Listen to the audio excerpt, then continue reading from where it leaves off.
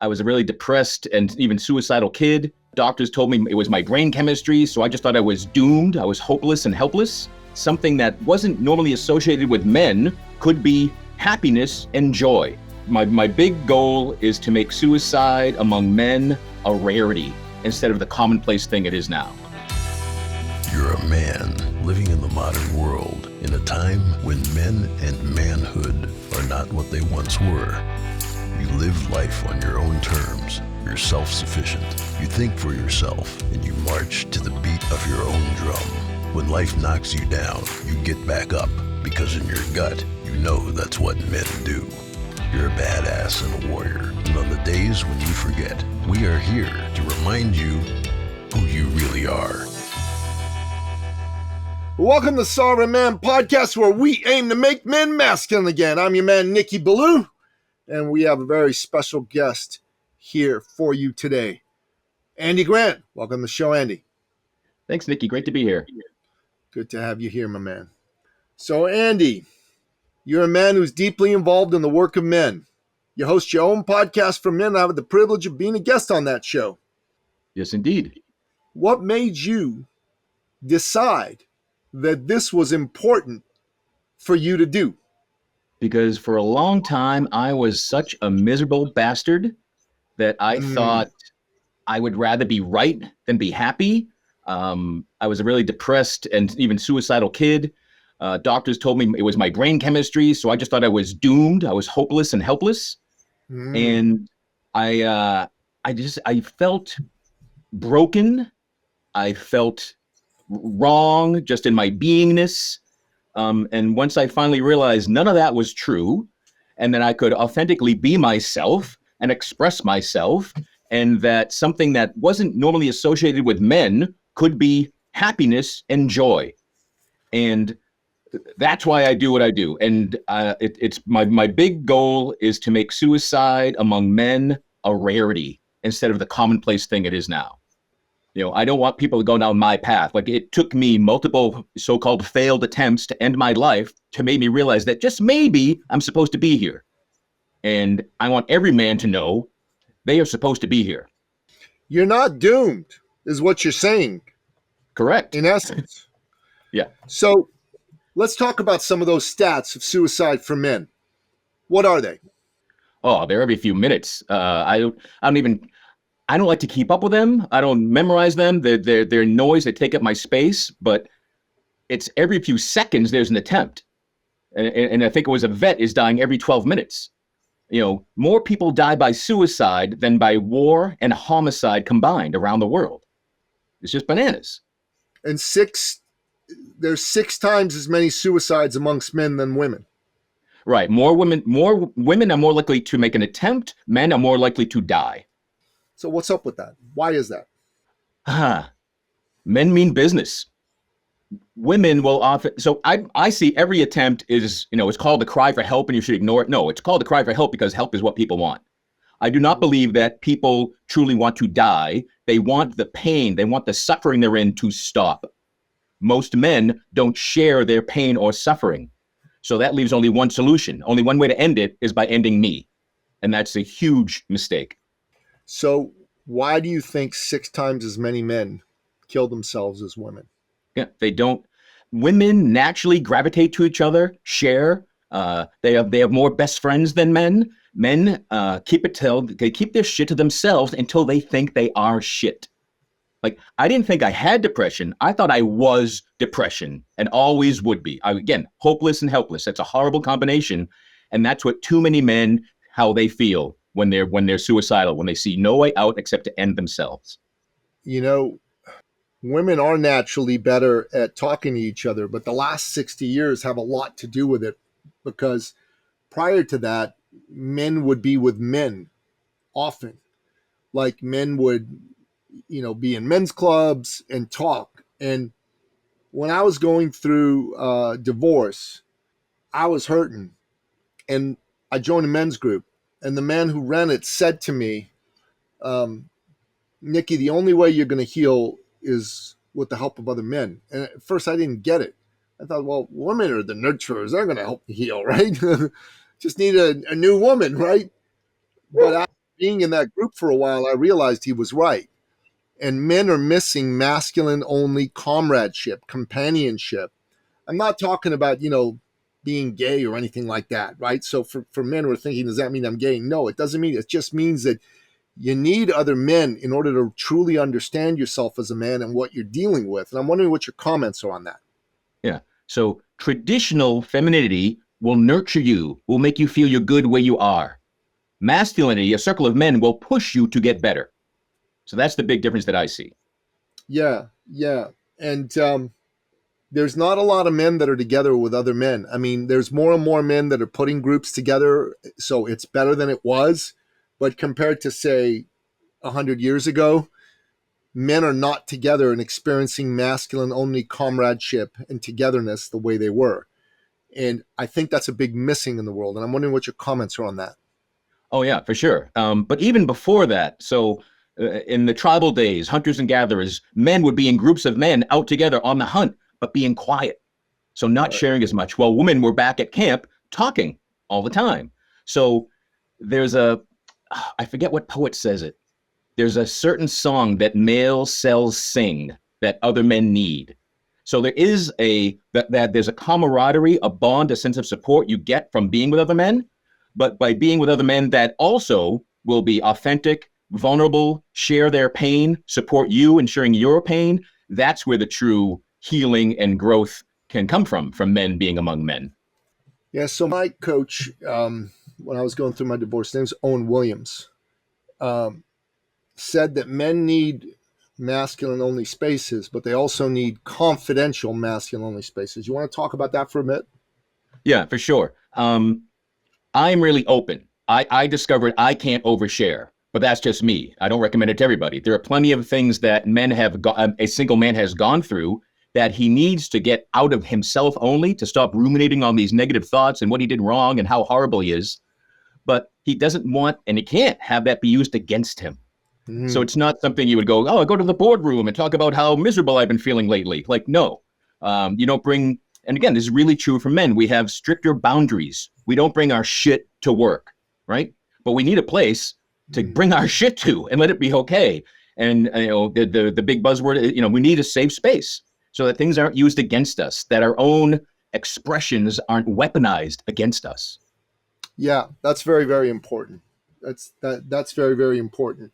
So what do you think a man who's starting to feel alone, isolated, and contemplating suicide needs to hear? That you're not alone, that unfortunately thinking that is not uncommon at all. And just because you think it doesn't mean it's true, right? At times I've thought I was worthless and hopeless and helpless, and there was no getting around it. And no matter what I did, it was going to be just a flop and a failure. All not true. So I remember standing on top of a building and calling the suicide hotline for the first time. So I discovered that I just often telling someone how bad I felt, telling someone I was thinking of ending my life, like let a little bit of steam escape so that I didn't go through with any act. And I think a lot of men, they have no idea that that's all they need. That's all right? they need. It can be just being listened to, not even say, there's nothing to say often. If a friend comes to you and says, I'm feeling so down, I'm thinking of ending my life, there's no magic words for you to say. But the thing is, you stay there with that man. You don't hear that and go, oh my God, what are these guys crazy? I'm getting out of here. That's what I feared most. If I told someone how horrible I felt, I was sure that person would never be my friend, would never support me, would want to flee. That's a really good point. And the natural reaction of a lot of men when they hear something like that is, I want to get away from this. Your simple presence sometimes is all that's needed. Yeah. Your simple presence, just being there, listening to the man. He gets it out and then the poison's gone. He doesn't need anything else. He's not going to kill himself. He's not going to do whatever stupid thing he was going to do. Yeah. We just need to vent. If we keep everything locked up, so there's nowhere for it to go except back to ourselves. And that's the worst thing we can experience, just to keep re-experiencing our darkest thoughts and our darkest opinions about ourselves. That's a horrible experience. I've been in men's groups since 2010, pretty much continuously. And the number one thing about going to group is I get to talk shit out. And when I talk shit out, I sometimes discover what it is that I'm really thinking and feeling. Just the act of talking is how I think out loud, how I process shit. Do you find that as well?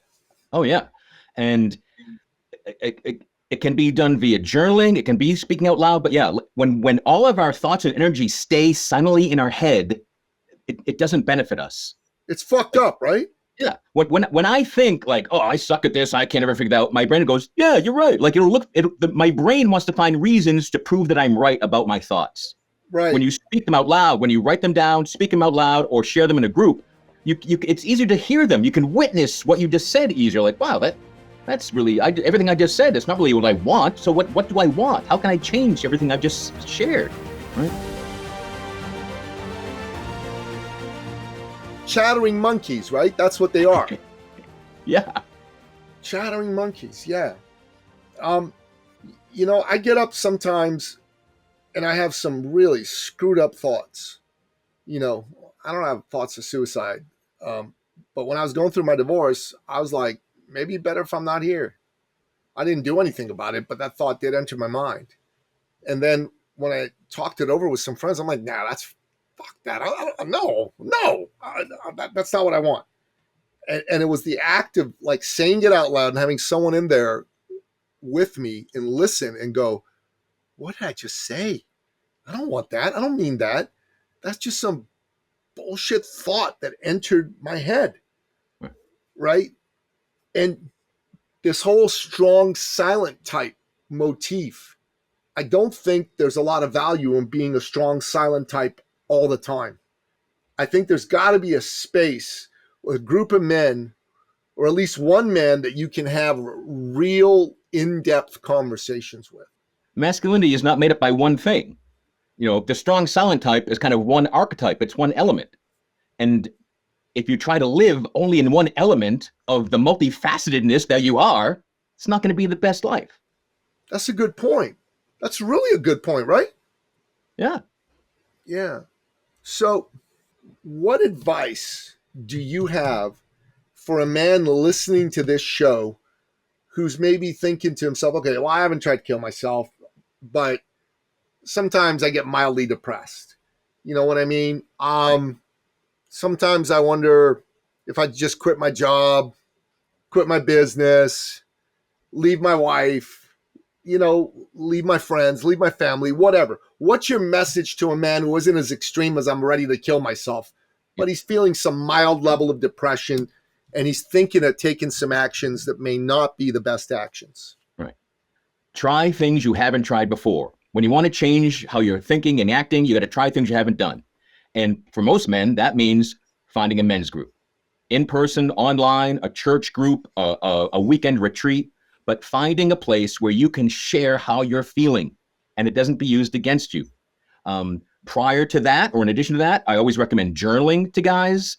I recommend affirmations, all these things that I made fun of for years before I tried them. And then like, wow, I feel better doing this. There's something here, right? So be willing to be wrong about everything you think is being right. Be willing to be wrong. That's a great title for this episode. Be willing to be wrong. That's the key to growth, right? Say more about that. Well, sure. So I realize in myself and realize in a lot of other guys that for many men, it is more important to be right than be happy. When I realized I was sick and tired of being unhappy, and I would rather, and I was willing to be wrong to be happy, I grew up believing that life sucks, then you die. That was my worldview. My dad often told me that high school were the best years of your life. And I always thought, well, why would anyone bother to live beyond their best years? Makes no sense. So I'm glad that those thoughts and opinions were wrong, because the freedom in being wrong is growth. It's expansion. It's newness. And that's what we as spiritual beings desire most. We want something new. We want to expand and grow, right? Guys who think it's more important to be right about everything, that's the tyrant of a CEO. That's the guy that's, strangles everything he leads instead of just leading by example. It's the really loud, boisterous person threatening people to make them come along with him. Right? He wants to force the world to agree that he's right about everything. You know, there's a part of me that has done that, and it's tough to live that way because it takes a lot of energy, and nobody wants to help you. No one wants to help you when you're that way. And no one wanted to help me when I was that way. When I've given men room to be themselves, life gets easier, right? Like my group, Sovereign Man, right? We just did a men's overnight retreat. So we found some campgrounds and pitched some tents, and boom, that was awesome, right? We had an overnight retreat going on over there. Men put together food and fire. We sat around the fire and we talked about real things with one another. For the most part, even though I lead Sovereign Man as a group, I had nothing to do with this. There was another man who led it. Now, he did some things that he screwed up with, so we did step in a little bit. For the most part, I had nothing to do with it. Nothing to do with it. Yeah. And man, it turned out great. There were 9 men there. Awesome. And I didn't ask them all to show up. Told this man, hey, get the overnight going, right? And he did it. And one way I see that men's competitiveness can support us, especially in the men's group, is that it takes that first guy to break the ice by really sharing something powerful and deep. And then other guys get permission, but also get the competition. Like, oh, we're doing that now. All right, all right. Well, here's my darkest pain. Here's my secret. Here's what I've never told anybody. And there's almost like a positive experience of one-upsmanship that I see. Yeah, we did some really cool exercises. There's some really cool content that have a man reveal himself to the other men. And then we also have him listen to see how other men perceive him. And boy, that's an eye opener for those men. That's an eye opener. They sit there and they go, holy shit, I had no idea people think this of me, right? It's not my own self-image. Yeah. But if you marketed that, if you said, come spend a night in the woods and have men tell you what they really think about you, I bet you wouldn't have 9 people show up. Well, you know, what we tell them is come spend a night in the woods and get that badass and warrior side of you a workout and connect with men, because there's nothing like men being with men.